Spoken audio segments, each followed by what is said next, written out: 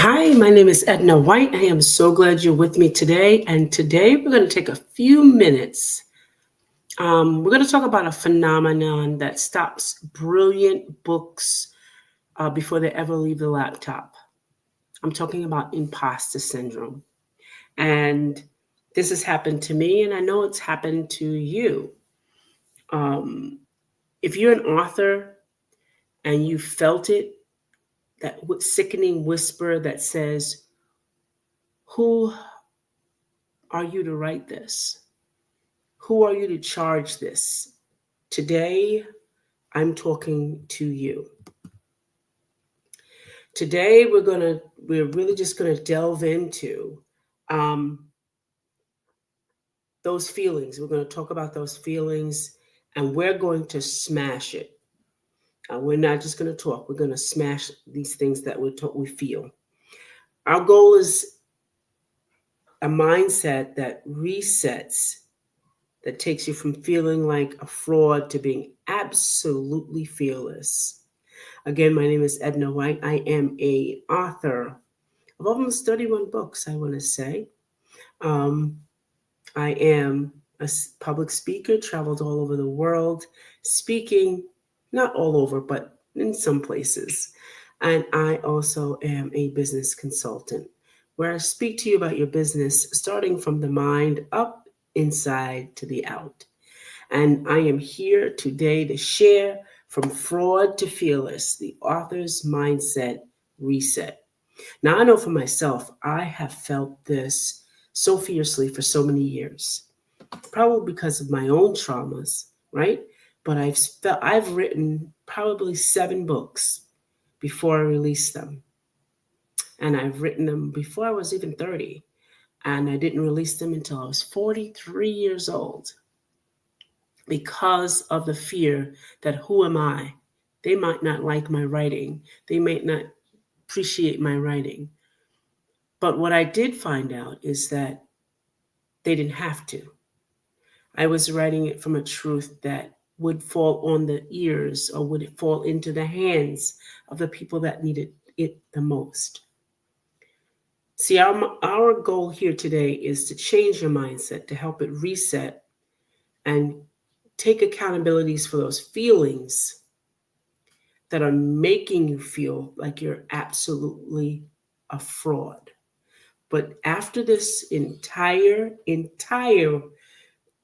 workshop that we're going to do today, we're going to be talking, we're going to help you be fearless, okay? We're going to give you some tools that you can take away to be fearless. All right, so let's get started. So, the one thing that we need to talk about first is the author's fraud filter. And the question here is, why do so many of us as authors feel like frauds? You know, it's rarely about the quality of the writing. It's rarely about that, because we all make mistakes. We also make errors. And let me just tell you, um, there have been great writers before there was the internet. You know, before there was autocorrect, there have been great writers, and there will continue to be great writers, even with some mistakes. There will be. But it's about a deeply ingrained fraud filter that distorts our view of our own competencies.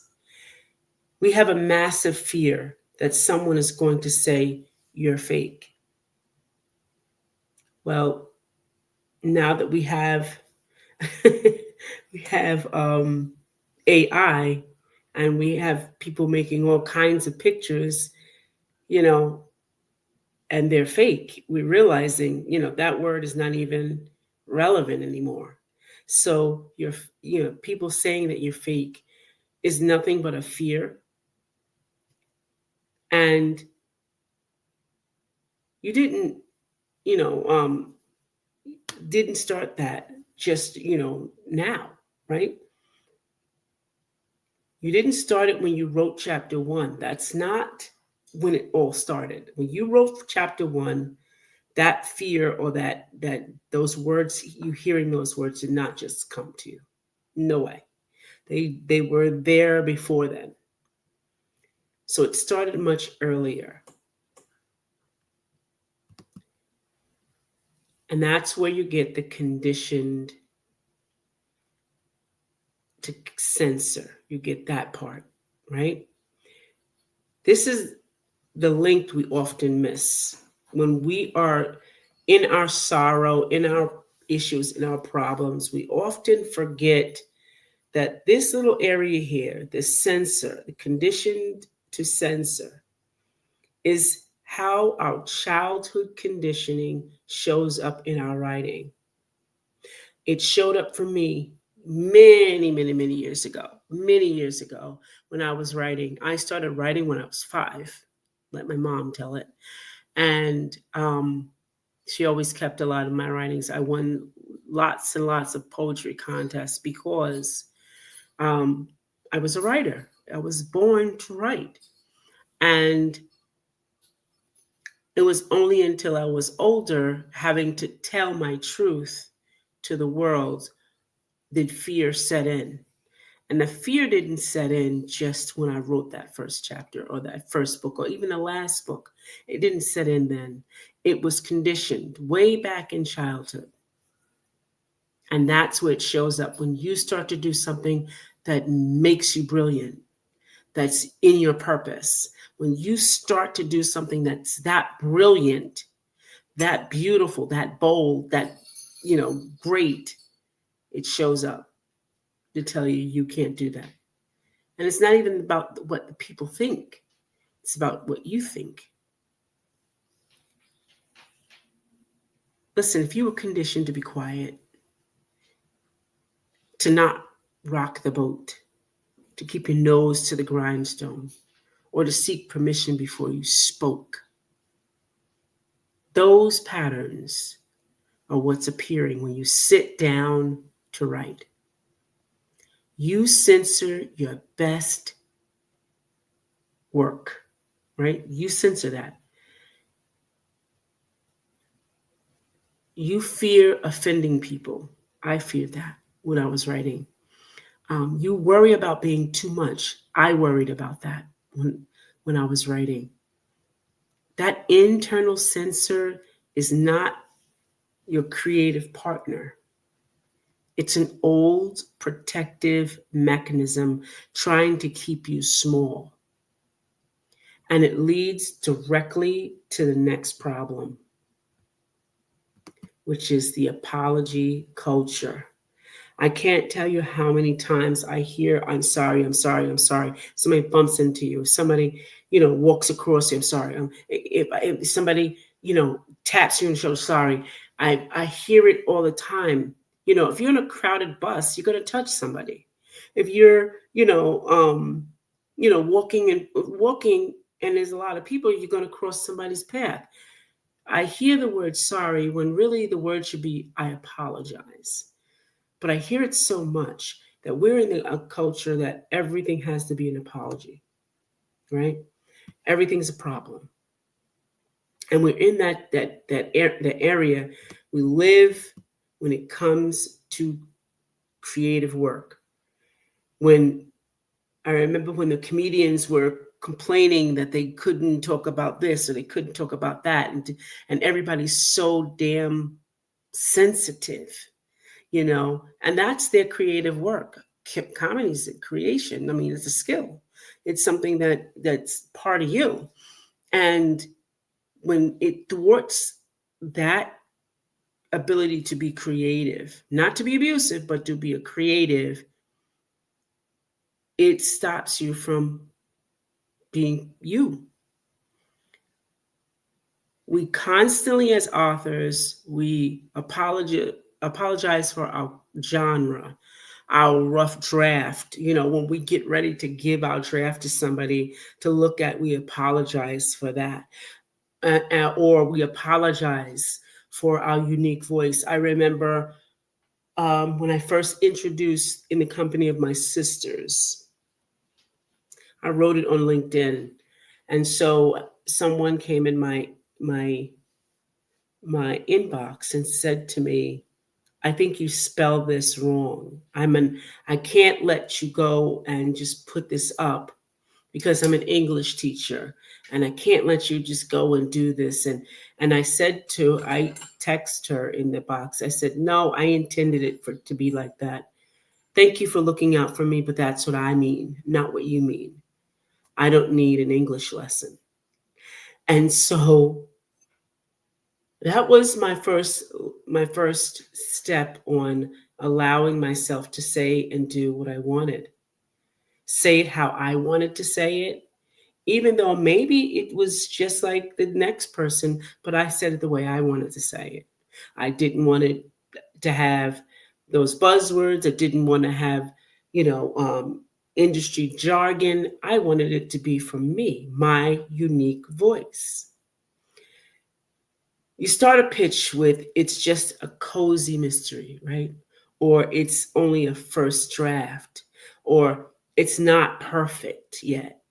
You know, you're already putting yourself down. Your language means a lot. And when we abandon ourselves first, before the person even gets to their hand, we're talking bad about it. So if we're talking bad about it, what do you think they're going to think about it? Right. They're not going to think anything about it.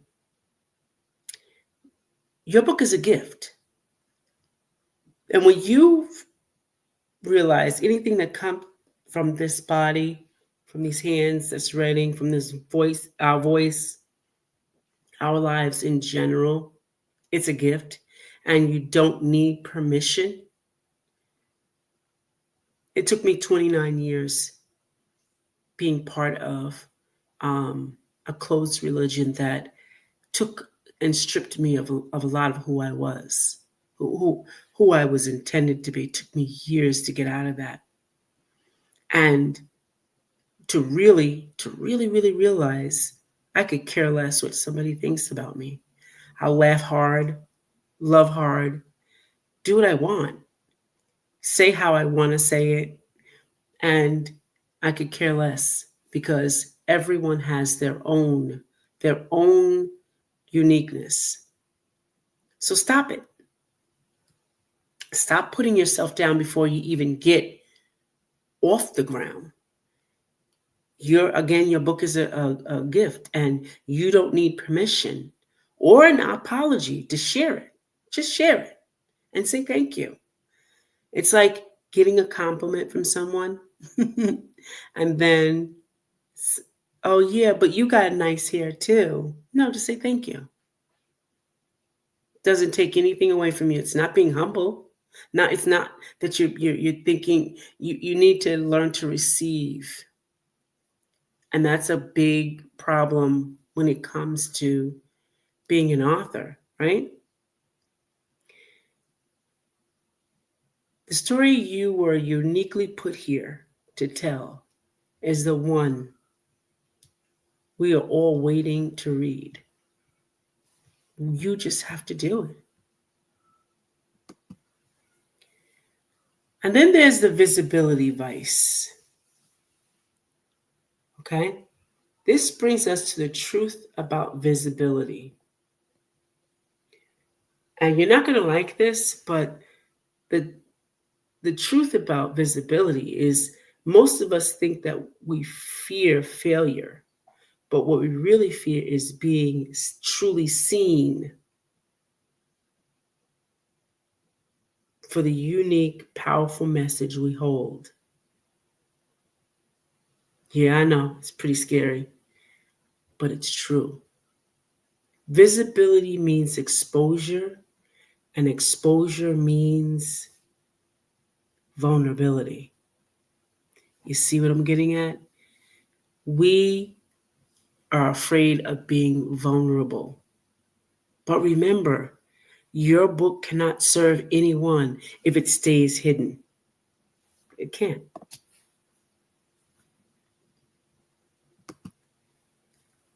There are 3 lies of the imposter syndrome. And this, you need to get your pens and your paper and really step into this. There are 3 lies that you need to write these down and know what they are. See, when you know what you have, you can be able to fix what you have. When you don't know why you do what you do, you're always going to keep doing it. So you need to know why you do it, right? Here's the 3 lies.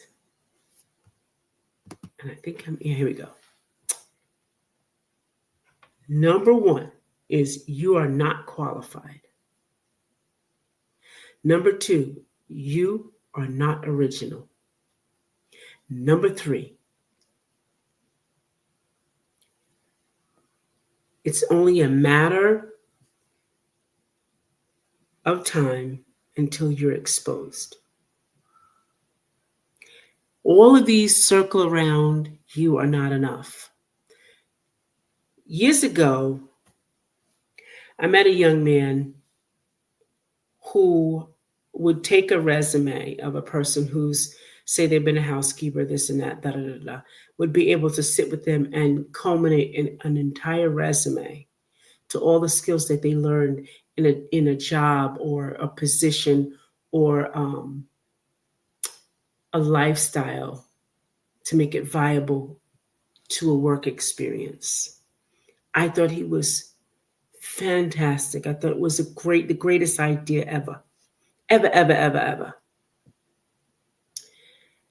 And he did this often for, people who were who had some justice system connections or situations, and a lot of housewives he did that for. And I thought that was amazing because it dispelled that they weren't qualified, because years for years women were disqualified because they were at home and never had a job. Most staffing companies will ask you, well, where have you been? A judgmental question. Where have you been for this span of time? Well, I've been here and I've done this, this, and this, right? Trying to fill in the holes. This guy filled in the holes really, really well, But even asking a question like that makes you feel like you're not qualified. You are not original. You have to find where you are before you can be original. You have to start somewhere before you be original, right? Because most of us don't know who we are. Once we leave that preteen time, we don't know who we are, because everybody has gilded their idea of who we're supposed to be and what we're supposed to be doing. And the school systems are done all these crazy things to us, and the justice system. And we've gotten all these things piled on top of us, and we don't know who we are. We don't know who we are. So here's the 3 truth set of an author's identity that we need to take on. All the ones that we heard before, they're all false. You're an author, not a spy, right? You're qualified. But these 3 truths are your identity. Now, we're going to reset that filter with 3 powerful truths. Number 1, your story is your qualification. Period.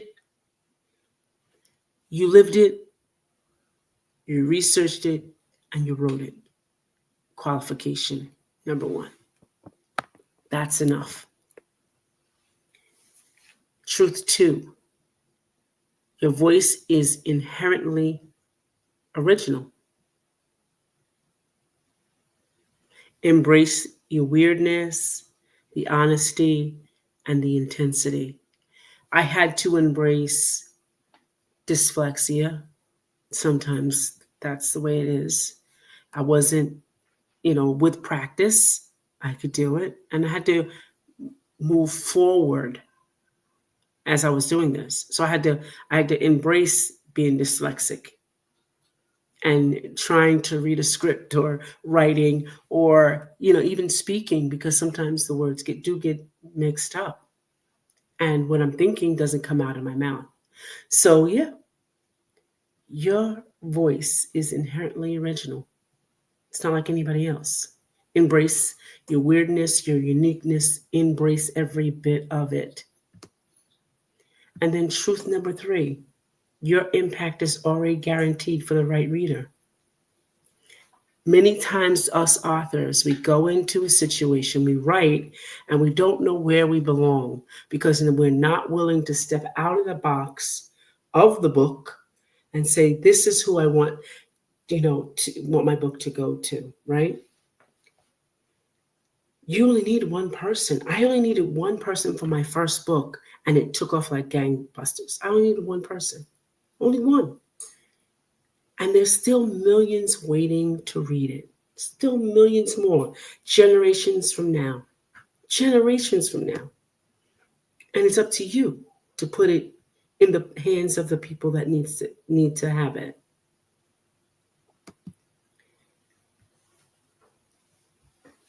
Now I'm going to give you a dose of author confidence.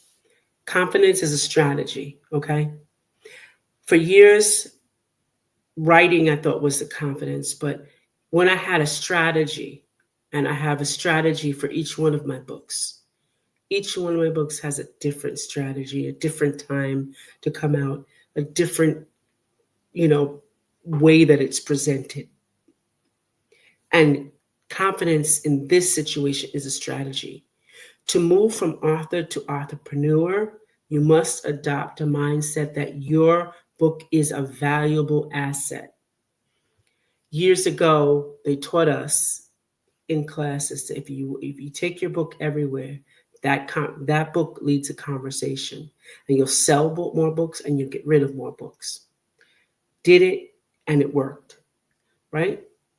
Now everybody is in this print on demand, and I'm telling you, I used to drive around with books in my car to have the ultimate opportunity to present it to somebody because it was a valuable asset. When I travel, I take them with me. When I go on to speaking engagements, I take it with me. This is the mindset that gets your book into the libraries, not just dusty in the closet. Treat your book like a multi-layered message and a business, because it is. You are the CEO of your book. Don't apologize for your product. Don't do it. Just keep pushing.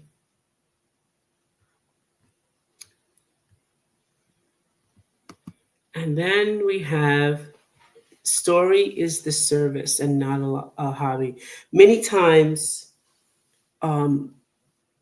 writers will say to me, Edna, I wrote this for so-and-so. I wrote it to get the message out, how I felt about something. And it was like nonchalant when you throw it out there. Your story is not a hobby. It's not. It's a service. You're serving people who may have experienced what you experienced, may love what you do, may like, maybe you're writing about buttons. Maybe you're writing about, I had a guest on my show that wrote about coins. And it was very interesting, this story was. But maybe there's somebody out there that needs to hear that story, needs to relate to that.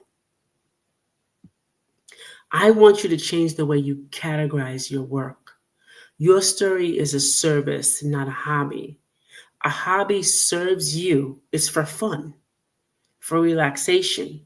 A service changes others. It provides value, insight, and transformation. When you view your book as a vital service, you instantly elevate its importance and your confidence skyrockets. It's a game changer. This piece right here is a game changer for any book writer. See, a lot of people could have come to this in person, and maybe that you're looking at it on offline or maybe later afterwards. Those people don't have an entrepreneur mindset. They still have a hobby mindset. This is not a hobby. This is a service. This is part of your purpose. Don't let imposter syndrome or even childhood issues trick you out of your brilliance. I'm telling you, don't do it. Because I've been there. I've been there and I've done that, and I know what it feels like. I want to thank you for stopping by and being part of this, because I just wanted to give you some insight onto what imposter syndrome can do to authorship. When you stop shrinking, your book will grow. Your book will stop shrinking with you because your book is part of you. Your book is ready to be large, impactful, and visible. The only thing limiting it is a residual shrinking of your mindset. That's all it is. It's your mindset holding you back. The reason why it's taking you so long to write that is not writer's block or whatever they call it. It's not that. It's a belief that maybe you don't want it to be seen because you don't want to hear what people are going to say about it. Maybe you don't want to hear it. Or maybe it was something back in your past that someone said to you, you can't do that. And every time you get past chapter 1, you get stuck. Those are the things you have to examine to change your mindset and switch it off, to change how you're thinking, to change the way the narrative is repeated to you inside of you. All it is your mind saying these things to you to protect you because you're probably not ready. But if you're ready and you want to change that, you have to then change your narrative, what you believe. If you're ready to shed those old apologies and step into your role as an entrepreneur unapologetically, I want to work with you. Contact me to lead you in entrepreneurship. The details are, below the screen. And I hope that you really, really enjoyed what I talked about today. Leave a comment. If there's something that I missed, and maybe you want to add to what I said, leave a comment. And I hope to see you at our next educational live that we'll be doing. See you next time around. Thank you, and have a great night. Bye for now.